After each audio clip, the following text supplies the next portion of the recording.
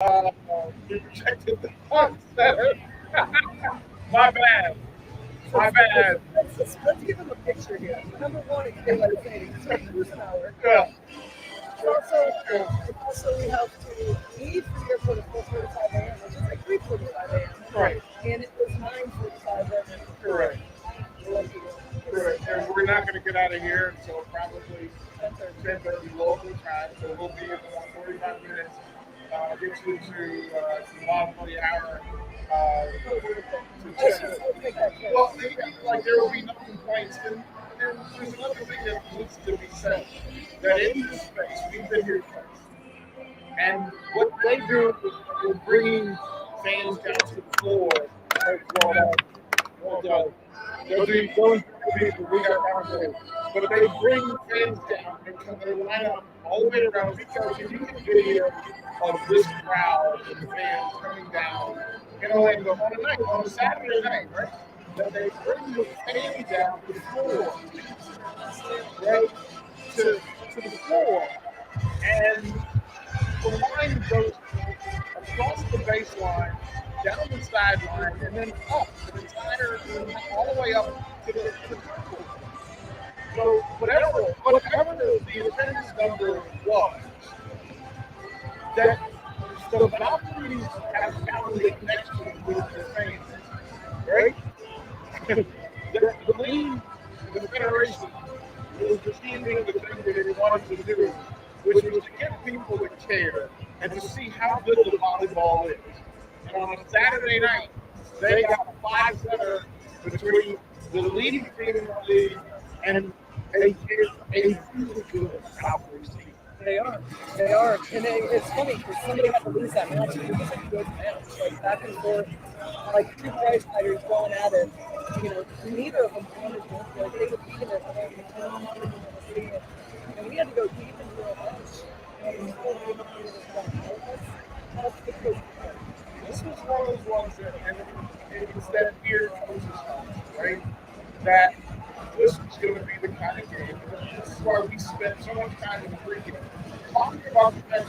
Because for me, with full that Valkyries the depth of the bench was going to be in play, and that Omaha was going to have to rely on getting answers from somebody that they didn't normally count on. We even joked about Nia Reed.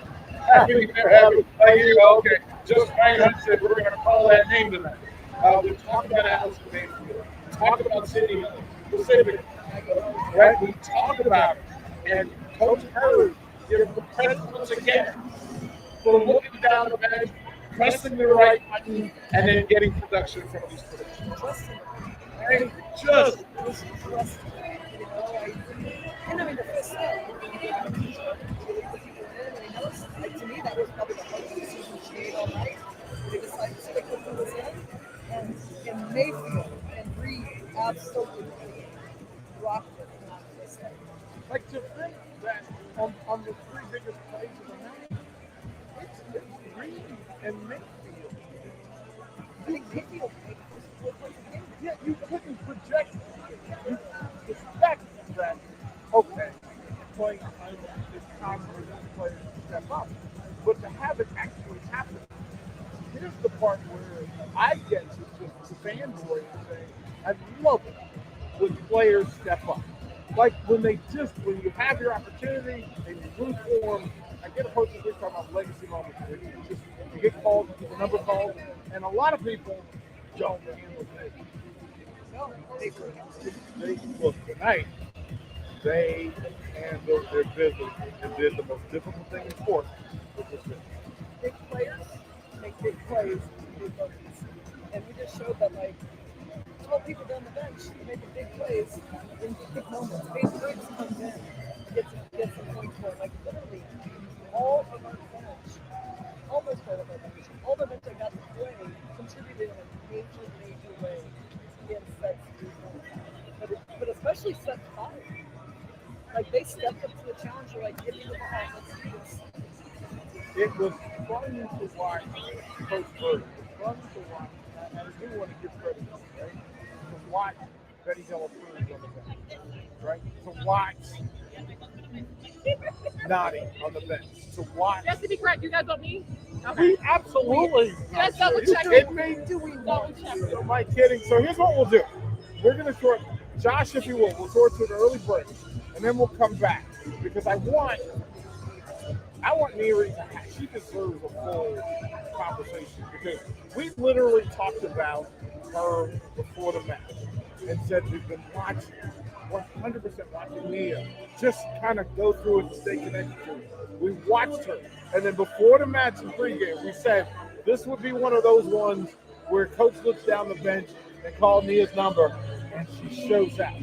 Well, listen, in key moments, critical moments, she was the pro's pro and got it done. Congratulations! Way to show out. Thank you, I appreciate that. Oh my goodness gracious! So talk to me. How does it feel? One, you get the call. You've been patient. Yeah. You've been a pro, and that's the definition of it. An elite player, and you waited your moment. You got the call, and then the first dig, I could see the look on your face, and you went, "Oh, it's go time." Right. Talk us through what just happened, especially in the fifth set.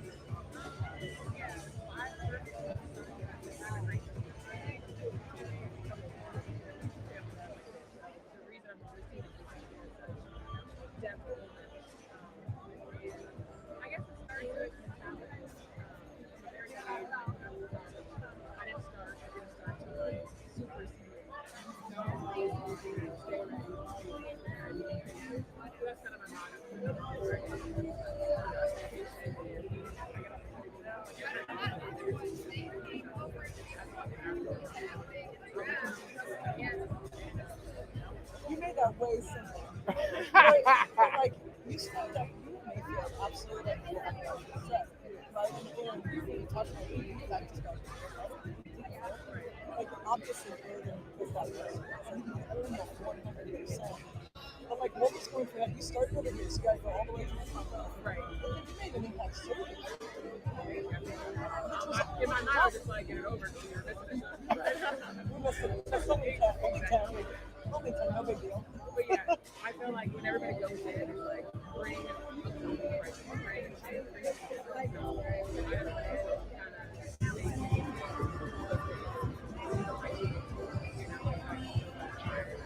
We've talked about trust, and I don't know which is more difficult or which is a greater depth. Is the coaches getting players to trust them, or the players getting coaches to trust them? You have she looked down in a critical game, called your number. What does that mean to you as a player? That Coach Bird go, hey, go get us ready.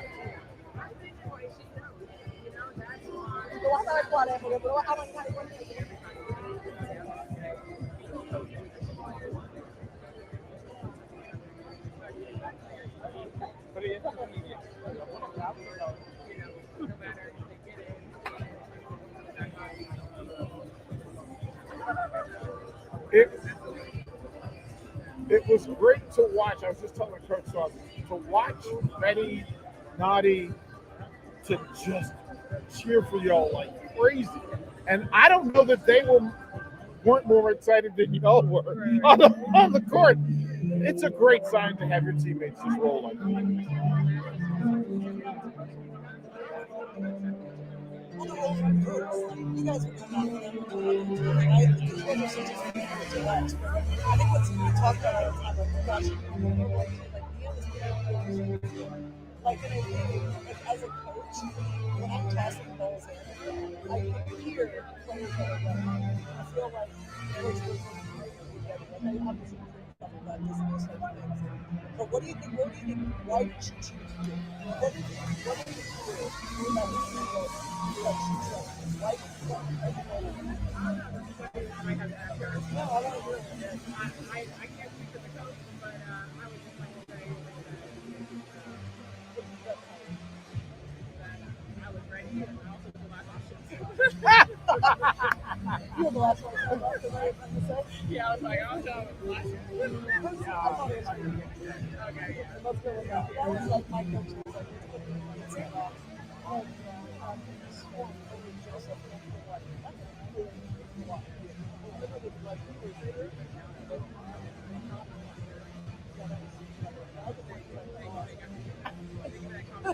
There's no question about it. That was just through all of this, right? And a big part of this is I've watched on the road where you have a following and you have a support system. And I can't even begin to imagine how valuable that is for people to show up for you in this thing. What does it mean to have family every day show up and say, you mean enough? This matters enough that we're going to ride with you, we're going to show up for you.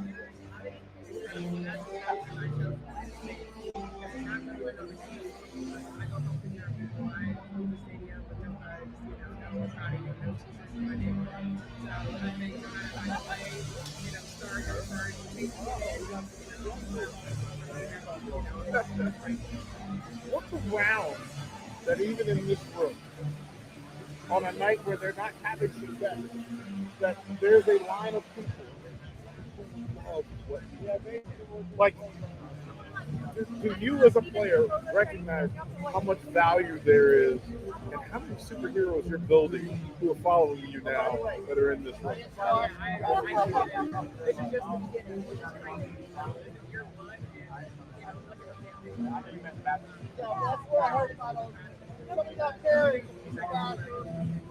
It's impressive. Here with us. And we watched this team over the course of a whole season. So now it's episode 10, right? This is season 1, episode 10.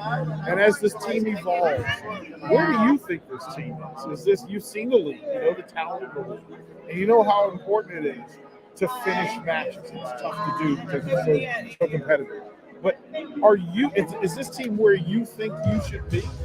That's hard to say. I would say no because we're constantly getting better. So I think the longer progresses, yeah, we're gonna get better every week. That's the goal of every team. Right? I think that's the goal. We have to stop the road. It shows like I might be the first.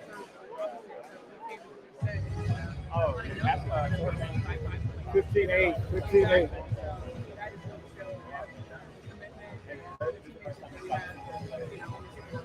Maybe you can answer this question, because Coach and I have been banging our heads trying to figure out how you handle being on the road, sometimes in a tough flight, sometimes in a difficult schedule, trying to figure out what to eat, how to get enough rest. How do you handle it? What's your mantra for nutrition on the road? Don't ask me. Don't ask me. Yeah, see that? Like, no, there's no wrong answer because I'm sitting there going, wait a minute, how do you do this? I think it's everybody knowing, we're also athletes. I think it's everybody knowing what they need individually. I don't really have a diet or, I don't stick to a certain routine. I make sure I get my naps in. Other than that, exactly, naps. Well, here's what we're going to do. We're going to get a pause for the cause. 10 seconds station ID so the affiliate can get their ID in. We'll come back to the read of the Supernova. In Atlanta, yeah. I'm from New Jersey. Well, I was born in Cleveland, Ohio, and then I was raised in New York, New Jersey. Welcome back to Orlando, Florida. Again, the Edition Financial Arena. The Supernovas in a brawl. 4 sets, and then the 5th set, we asked the question sitting here. Okay, who does Coach Bird go to? 5th set. What did you think Coach Bird was going to do? You think you were out there, or do you think, hey, maybe she goes back to the first group? What do you think? Yeah, usually coaches will go back to the starter, if the second option works back to the starter. So I don't want to say I was surprised. I'm more here than the right? But I think, she'll tell me that you're ready.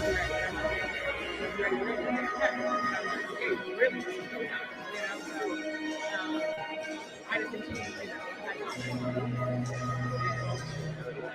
Talk to us about Allison Mayfield, because, again, right, like it's just to look down and go, oh, my turn. Yeah. Like there was not much work. Yeah, Allison is done. Like, ever since I met her in Mayfield, right, I was with her. I was coach for this, but she came in here with like she's taking so much fun, and I'm going to and I'm love players like that because, that's the kind of so Allison is a baller. She's always been a baller. And she's like that leader. I'm glad she got an opportunity.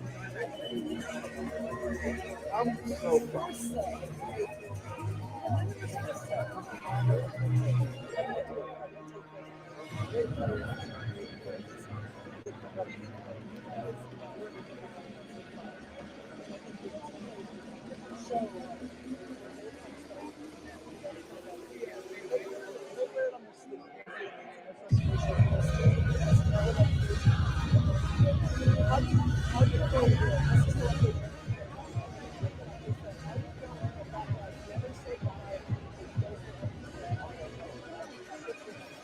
I think I look at players as big and I'm just before and I'm like, if I should go in, I'm looking like, okay, she just finished. I got something to do next week. I can't go in and slack off and that's what the first thing came up. I got to, take the opportunity and just go with her. So I kind of exactly. It's gonna be. I have to say I'm proud of this team. You know what you go through, and the fact that again, you stay connected, you stay focused through all of it. I'll ask you this before we let you go. You can go celebrate with your people. What does it mean to be a professional volleyball player in the United States, being a pioneer for the game, and then at the most of how this is going to be going forward? Like I said, it's like that training camp. I never thought this was going to be an opportunity for me, here in Africa. So just to be there, to be on American soil, to be, build with friends and family, it's just really nothing that. I'm excited to what this world is like. I've already been pretty impacted, and I can't wait to watch this play in the future. You did the thing. Well done. Get a slap on the way. We'll throw the break when we come back. We'll have Coach Bird join us. Again, Supernova's winning in 5 cents. 15-8 fifth set. IGP Coach Renee Saunders. We'll be right back.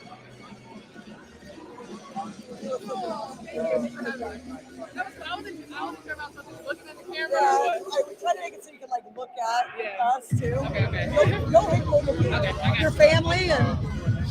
Thank you. Well done. Well done.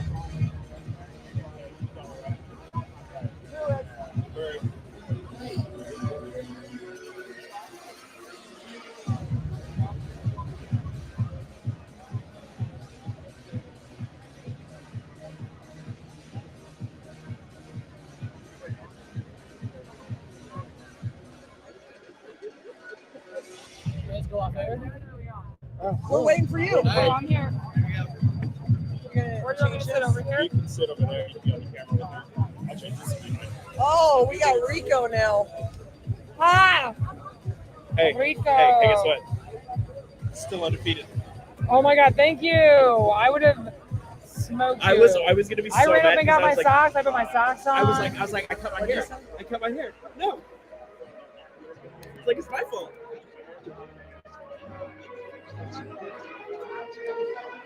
Good job, buddy. Good job. How about go through our entire roster? I know. It was like this set. I was like, do you go back to your starters? But they're cold. Mia and Mayfield are going with this set. But Mia can't go back there. They were like two different players who were such a this set. But this is my thing. She could put like that on the left. Dude, that's the only ball she hits. Oh, well, she made Joseph and Andy White look like they were not in love. So we need to put on the left. Maybe Yes, 100%. But they're awesome. I love them. They're great.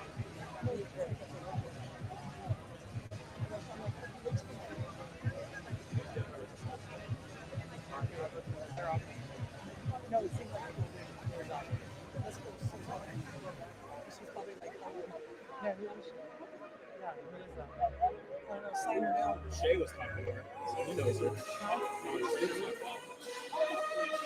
She looks familiar. I have no idea why.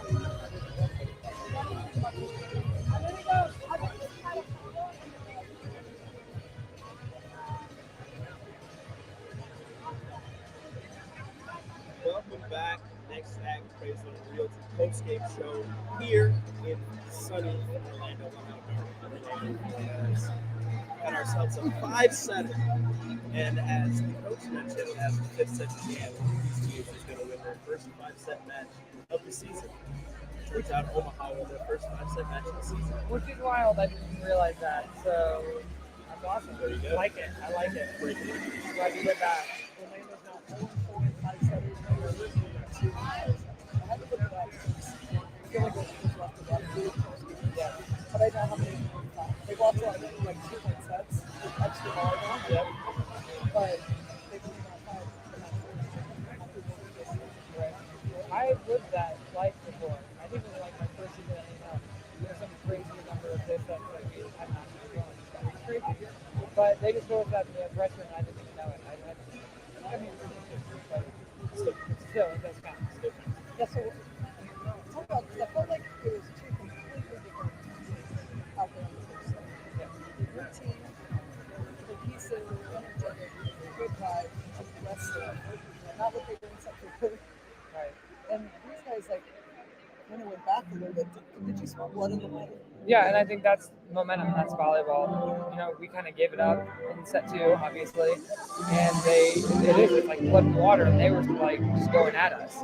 So then it's like you keep making adjustments, you keep playing. But the 5th set, I think the team we kept in there, they knew they needed to make that switch, and we set the tone for serving.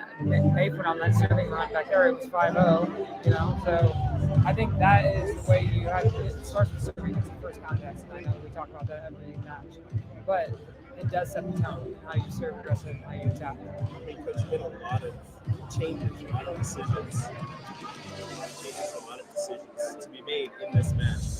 What went into some of those decisions, some of those minor changes as the match went? Just as a staff, we're constantly talking, and the second set, when it started, like our momentum, we were losing it, we had to make some changes.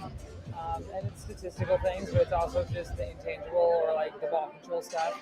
I think we made for Betty at one point, and that was a combo. But then it's like you just kind of knew which one you were going to make changes with first, and then we were double sub right out of the timeout. And usually I'll be one with the other. So I was like, yeah, I guess so, because we want to try to get some type of, and we did. I mean, they did run a couple 3 points, 4 points there at the end of that second set, and we needed to. And then because it got them going into that third set. So it's just, we adapt to adjust as coaches just like they do as players, and what we decide. But that's what I love about this team. They're resilient. They go in and they do their job, and they put their best foot forward, and they put the situation and give them the opportunity to go. Yeah, the second set was almost like those 3 really certain sixes got us on our heels and like second guessing. They passed like 35% of the time, which tells me we were not strong because we were just trying to get it in. And I think that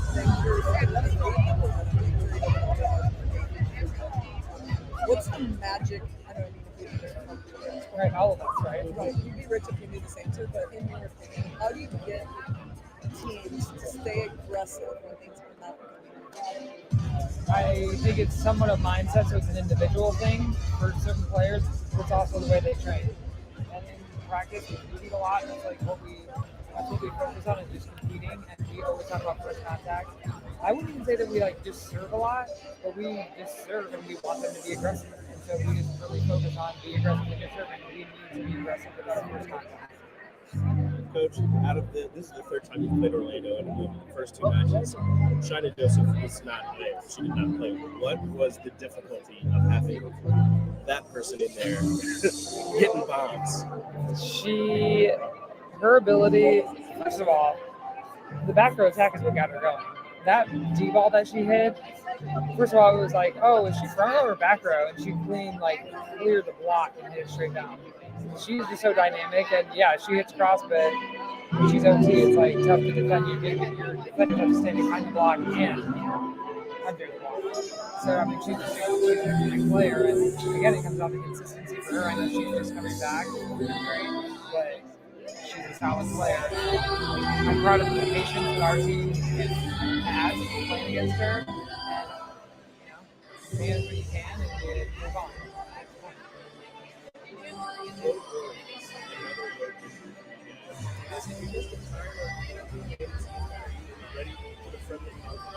I'm love being home, but I love playing on the road with this team. I mean, it's wild. We got a lot of people in tonight, but it is fun playing on the road in Thailand. I think there's something to be said about the way the team holds together and fights on the road. It is a weird dynamic. But honestly, they brought access to it, you know? Yeah, they did. I mean, We did play well. let's bring, so DP was asking us, basically like, okay, now you're 700, are you satisfied? But he kind of asked me the same question, like, this is where you're supposed to be. And in my head, like, you're never satisfied, right? And I always feel like it's a trick question. Yeah. So then Mia, gave the right answer, but in a way, right, you're 700, you're going home, and you progress so much since the beginning of the season. And obviously now you're still training and all those things. What are, as we talked about before, what are some things that you guys really need to work on to continue to get better as the season progresses because you're not satisfied with where you're Consistency. I mean, all the things that we focused on our first contact, outworking our opponents, and then just executing a game plan, you have to be consistent. And you have to be consistent. So the nice thing is that we respect and know every opportunity about it. It's not like you can just come in and be like, oh, it's like, no, every team has pieces. Every team deserves our respect, and you have to be locked in and ready to play. So, like, you talk about being at home, it's like being up 2-0 on a team. Oh, yeah, you have to get home, and you're home for the month. That, to me, is like, okay, you're up 2-0. No, we can't have that mentality that we're just home and we can, no. Like, we're going to have to grind, for sure. Yep. Somebody that we hadn't seen in quite a few matches, Nia Reed, we had her on right before you. Yep. What went in the decision to bring her in, and what was like the difference that she provided when she came? I think Nia shows up every day. She competes. She's consistent with who she is, and we needed a spark again. I mean, we had gotten Maggie did okay when she went in there, but we just really wanted to get someone in there and give us a spark. Her blocking, that physicality, I think that's something their left sides. I mean, they were. We needed to slow them down. We talked about managing their pins. And so we went to another player that we trusted, another player that we've seen compete and getting after it in the gym every day. So that is who she is every day. So I love seeing that. I love seeing that for every player we go to when they get their opportunity to go in there and take over when they can. And honestly, you're probably batting 95% of that. But that's a testament to them. 100%. It's like how they train and what they put in every day. But and your guys' process of like prioritizing needs, right? Like you don't just randomly like just pull someone through someone in. Like I think you get 8 subs, you've got to use them somewhat wisely and be methodical about your decision making in that. When we asked Nia why she chose it, she's like, "I was the last option." it was funny, right? Like I mean, the way she said it was funny, but in a way, like it's like, well, the other 2 weren't, so it was my job to come in and get it done. Yeah. I'm like, well, I think she chose you probably for luck. And she goes, oh yeah, that too. I love that about Nia though, because She's that's such a good person. Yes. I just talked to her about that earlier today. I think after our server pass was checking in on it. So yeah, but their mindsets, their perspectives, not even mindsets, their perspectives. I love just checking in with that. I need to hear it more. Was there a point? Right, wrong, or indifferent? No, is there a point where I think it was a weird flip club or across the midline for Nadi where I don't know. I wasn't sure if the attitude switched or if there was anything there, but was there something where it could have been like what happened in Atlanta? Totally different because there's no cameras in Atlanta and things were getting a little donkey. But that where the call was kind of weird and people were upset. Was there a point where you thought, okay, this is the time where they're going to lock in and they're going to make these runs? Yeah. It's a weird sweet spot of time where everyone's losing their minds, getting super fired up, and then it's like, all right, everyone needs to calm down. But I kind of like got into that one with them. Usually I'm the voice of reason and I don't really react. But that time when we challenged, I did, because it's the understanding of the call and what is actually written in the rule book, because you can cross. You can cross outside the court. That's what everyone's kept yelling about and trying to understand.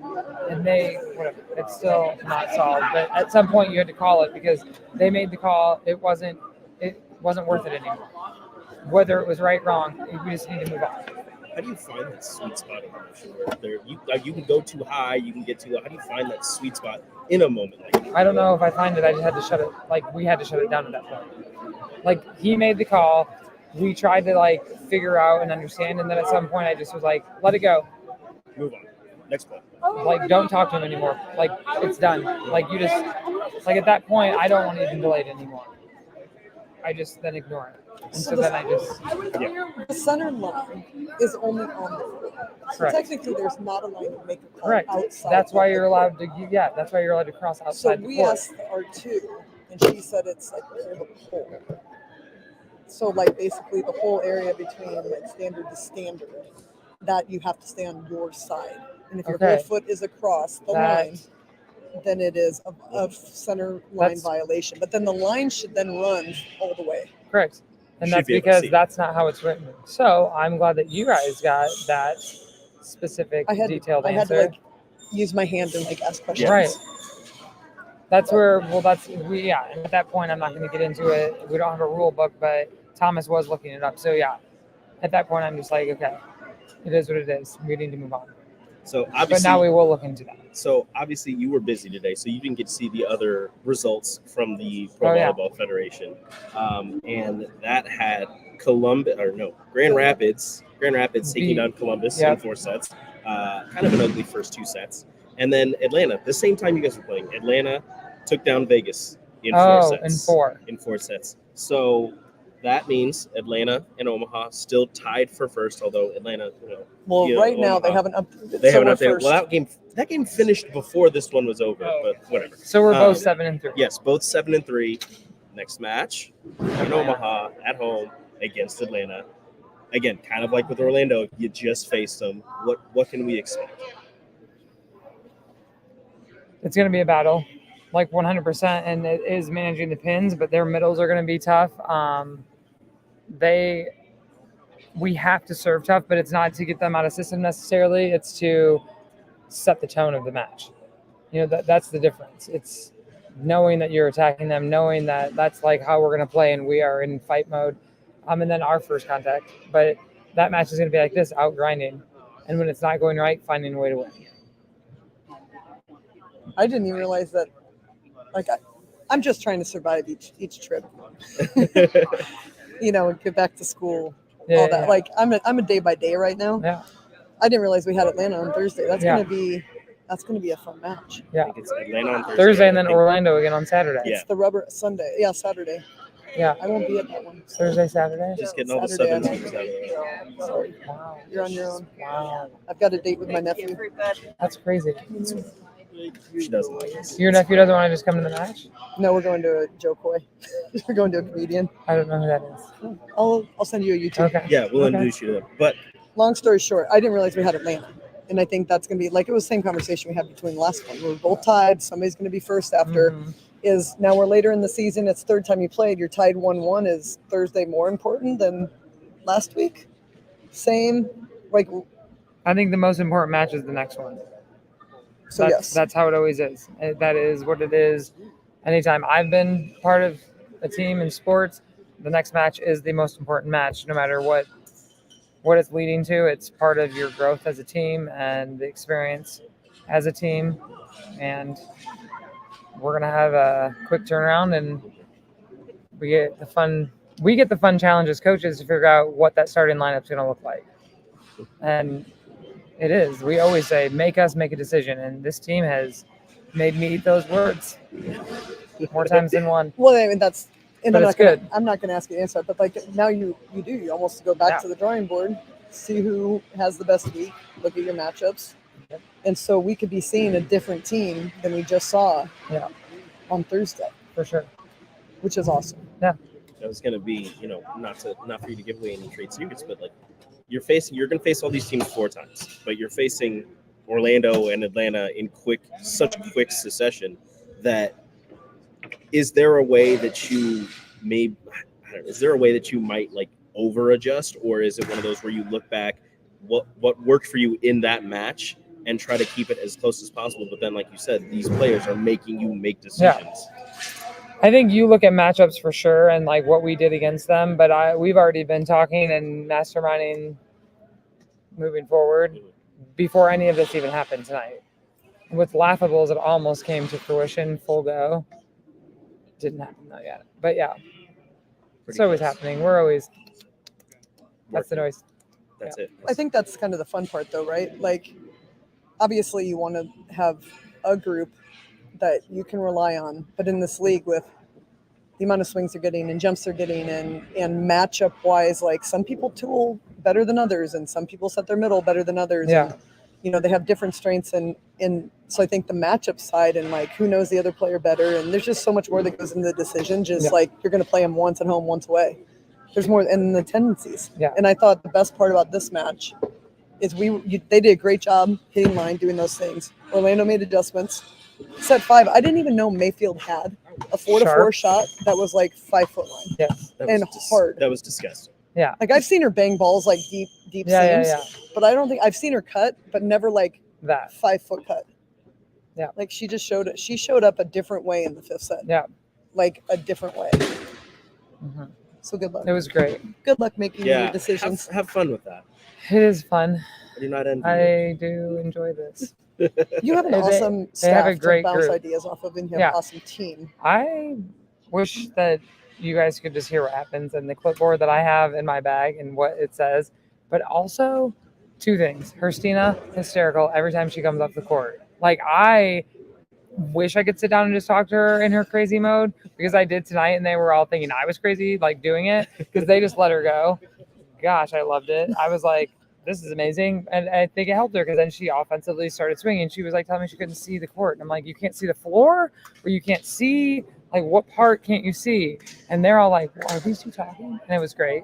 But secondly, coming into the huddle in any of those timeouts late in the match and seeing our veterans that have, like, obviously been pulled from the match, Betty, Nati, Jess, all of them just locked in, talking to them, telling them what they're seeing, telling them that, I mean, you can't ask for anything else. You cannot ask for anything else as a coach. Like, when everyone is so bought in, there is not an attitude, there's not a, like, it makes me so happy. That is like pure, genuine, this team is in it to win it together, no matter what it takes. And it shows. I mean, it shows on the court. I mean, when times are tough, they come together.